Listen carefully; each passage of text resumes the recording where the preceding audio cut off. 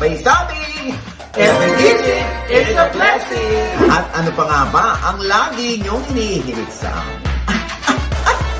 Ay! Chika mo na! Ano ba yun? Ay, walang lapis. Kulang. Meron kayo? Ay, wala rin kulang. Anong klaseng tindahan to? Walang lapis? Walang kulang? Ngik! Atlit! Maraming salamat, Diego. Baka may lapis kayo dyan. Bigyan nyo na nga ito. Wala nga. Kahit na kulang, wala kami. Lapis. Oh my God. Yung buhok, Michael, maalaala mo? Ay, sandali! Kilala natin yan. Hindi naman hindi nakakakilala pa kayo. Ay, pag-ibig! Oh! Miss Aramina!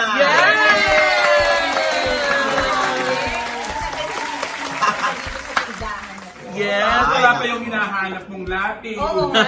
Walang lapis, walang kulang. Ay, sandali ako ay kanina ko pa tinitingnan si Ara dito. Oo. Ay, tinan mo, hindi nagbabago itsura ni Ara. Bakit sinita? Sana all. Ay, ang payat. Hinampas ko nga ang lola mo kanina sa payat, sa kapayatan. Ano na, bakit napumayat si Ara? Ay, oo. Masyado. Diba? Ay, oo. Ano ba to? Nagpalay po ba si Ara? Hindi ako nagpalay po. Medyo gradual naman yung pagpayat ko. I started dieting and working out 2019. Ah. 20, 21, 22, and 4. Talagang bumabata, imbis na tumatanda. Bumabata itsura ni... Sana all. Ay, pagka ganyan daw na bumabata itsura, talagang may nagpapaganda lagi ng araw mo. Oh, Meron nagpapasaya lagi sa'yo. Yes. So, kumusta na ang buhay, pag-ibig, ang puso ni Aramina? Okay naman. Parehas kaming workaholic, pero okay, tahimik ang life. At syempre, swerte din ako sa anak. Excellent siya sa school. Laging mataas ang grades. So, na siya, grade 4. Yun naman pala ang secret. Happy mom, happy wife. Yes. Wow. At syempre, tatanong ng iba. Isa lang palang anak ni Ara. Ba't hindi nadagdagan? Kasi nga, lagi ko kong ginagawa. Ay, ba't hindi niya pa yung ginagawa? Busy pa. Pero let's see, kung bibigay naman sa amin yun. Kasi wala kang masyadong time. Lagi kaming pagod pag dapat medyo rested ka. Let's see, tignan natin, planning natin next year. Oo. So, Pero gusto niyo pa po, Miss Ara, ng additional pa na children? Yes, sa amin, pwedeng oo, okay, mas maganda. Pero kung hindi man kami magkaroon, okay lang din, parehas kami may anak na pareho. Para pala blended family ba? Yes, blended family. Oo. So, Pero siyempre, mami ko, gusto pa. Ako, kung tatanungin ako, gusto ko lalaki. Para tingnan ko yung itsura. pareho kay ni Josa. Si Josa rin gusto rin niya lalaki. Ay, mo yung gusto ko. Okay, so, ayan. Parang pareho kay ni Christine, tag-iisang anak. May usapan ba kayo? Hindi naman. Ewan ko doon sa kapatid ko. Well, siya kasi, ako pwede na akong mauna talaga mag-anak, pero siya, mag-boyfriend pa lang naman sila ni Marco. Siguro pag nagkaasawa siya, that's the time na bata pa naman siya, and 10 years older than her. Oo. So, kayo ba pag kayo nagkakasarili niyan ni Christine, ano yung mga pinag-uusapan ninyo? About our future, about our lives. Hindi na yung katulad before away. Ngayon, mas mature yung usapan namin. Mas closer na kami ngayon than before. Kasi dati talaga, Diyos ko. Oo. Di ba, minsan nag-aaway kayo, no? Yung mga magasin talaga, pinagpipistahan silang dalawa. Ngayon, Alam mo ba pag yun? once in a while, tawag saan si Tesong ka, ay ka, tayo, workout tayo, banding tayo, ganun. O minsan siya pa yung coach ko. Kaya ganito na ako papayat. Ay, sa Oo, pag-exercise. kasi addict sila ni Marco sa workout. Ah. Kaya ako kasama dalawa eh. Kasi Bakit? pag out of Hindi ka town makasabay. gumigising ako ng maaga talaga para mag-workout. Ang hirap lang sabayan. Oo, Oo. grabe. Pero kailangan ko sabayan. Pero ganda naman, oo. nagpapacoach na ba si Christine Reyes sa'yo kung paano maging partner ng politician? Di ba, Oo. Nay? Oo. Kasi ang balita, di ba, tatakbong congressman ang iyong future bayaw ba itong si Marco Mabaw sa Kamsur. Well, minsan pag okay ni ate mag-usap, magkakasundo kayo. May ganun. Oo. So, napupunta ka rin ba ng Kamsur?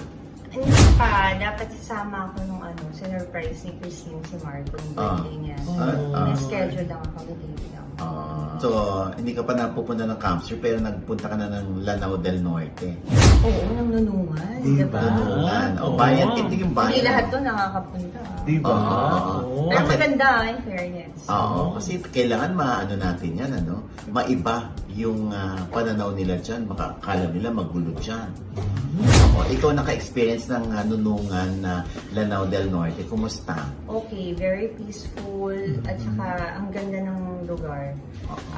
Kasi syempre, nasa-sensationalize ang yung ibang yung alam mo na, lagi natin nakikita sa social media. Pero marami pa tayong ibang lugar sa Philippines na hindi na-discover like itong Nunungan. Oo, Nunungan Lake, ang ganda. Nunungan May Lake. floating restaurant. Wow! Pero safe. Safe. Oh, safe. Walang Minsan kasi shark. na. Wala shark. Safe. Malakas na lang sabi ni Victoria. Oh. Yung peace and order, okay. Oo, okay siya. Okay siya. Oo. Eh, ba't nga ba napunta si Miss Ara doon? Para mas malaman nyo yung about sa Lanao del Norte, Oh. may tatawagin ako. Tawagin natin yung mayor doon. Ay, Ay, asan yung hindi kami phone? prepared! Oo. Asan yung phone? Yung phone. Hindi. Kasama ko. Ay! Kasama mo? Saan? In-invite ko talaga dito. Para my mas God. Oo. Ay, si Ara, agad-agad. Pinalipad ko. Hindi naman ba sinasabi, hindi kami nakapagluto. Hindi kami nakapagbarong. Ganon. Ay, habang mas maganda yung surprise. Oh, Tawagin sige. na natin si Mayor Marcos Mamay! Tulungan! Mayor, pasensya na sa Ayan, tindahan. si Mayor. Baka naman matutulungan ka kami dito sa... Ayan. Ay, Mayor, si Mayor Marcos Mamay. Eh, noon ko pa nakilala yan. Ay! Oo. Kasama yung kanyang anak na gwapo. Ay, Kaya ako Mayor, baka kinilala. naman. Oh, wala kang pakialam.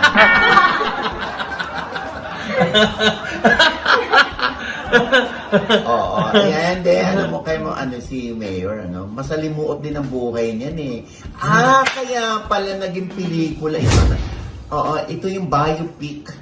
Ara, na ginawa mo, yung biopic Yes, ni yes. Mayor Mamay. Ako yung asawa ni Mayor Mamay. Sino gumanap?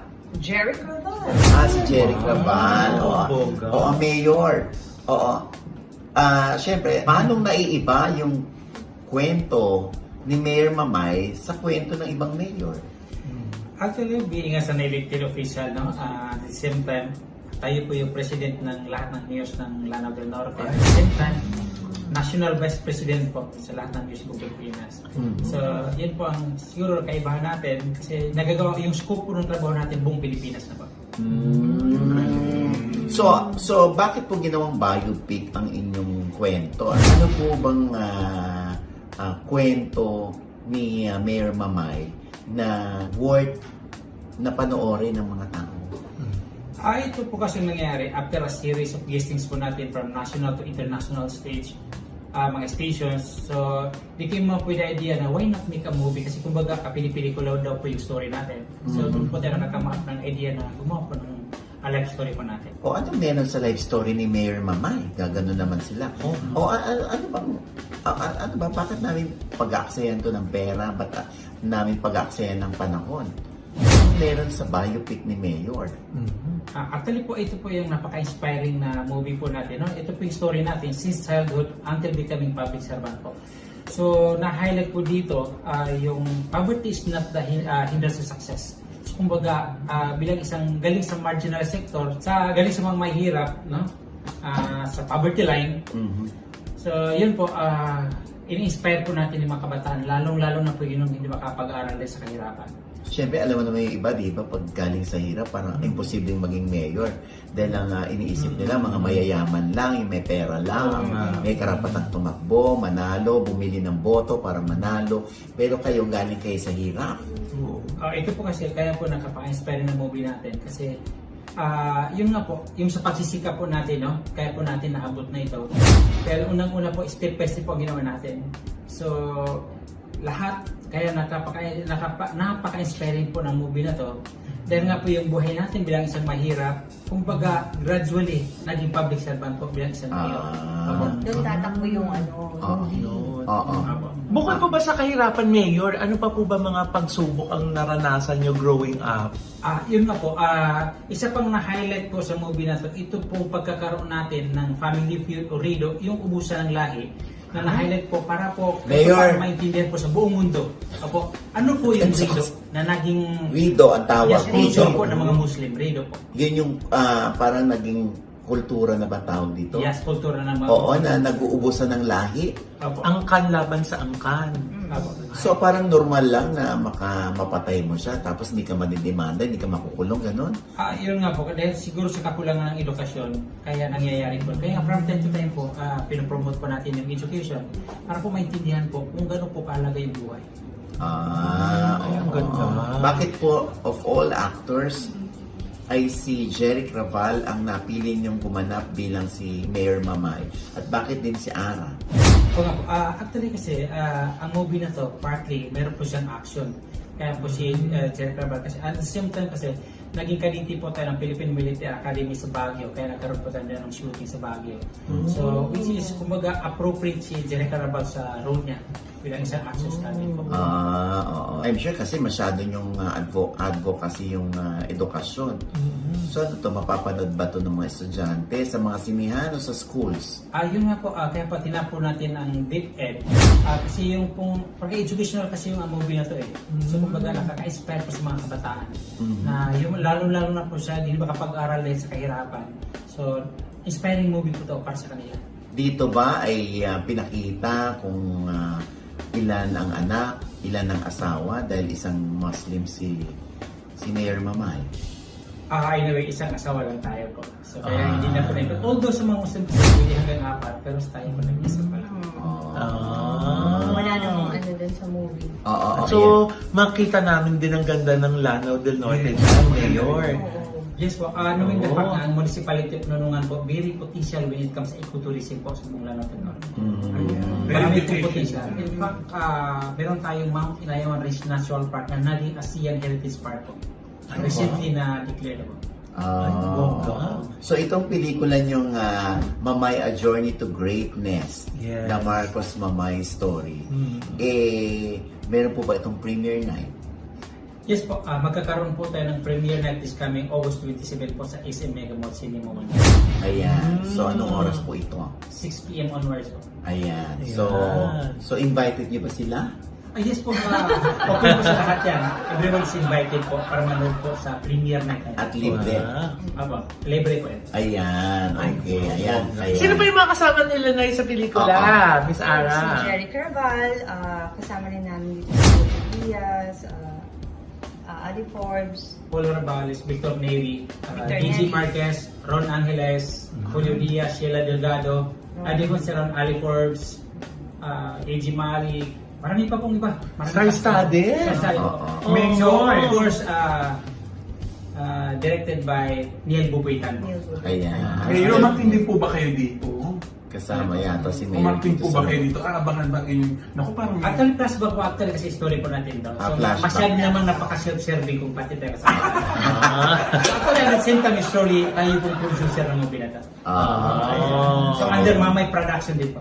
Ayan. Excited ako makita ang Lanao. Panonoorin po yan. Ayan, maraming salamat Mayor Mamay at Miss Aramina. Ano pa nga ba ang lagi nyo hinihilit sa amin? Ichika mo na! Ako, Mayor, next time, magsasabi kayo kayo agad para naipag-prepare namin kayo. Ano? Ano ulit? Naipag-prepare. Bakit kayo English pa? Prepare. Prepared. Pagdadasal daw.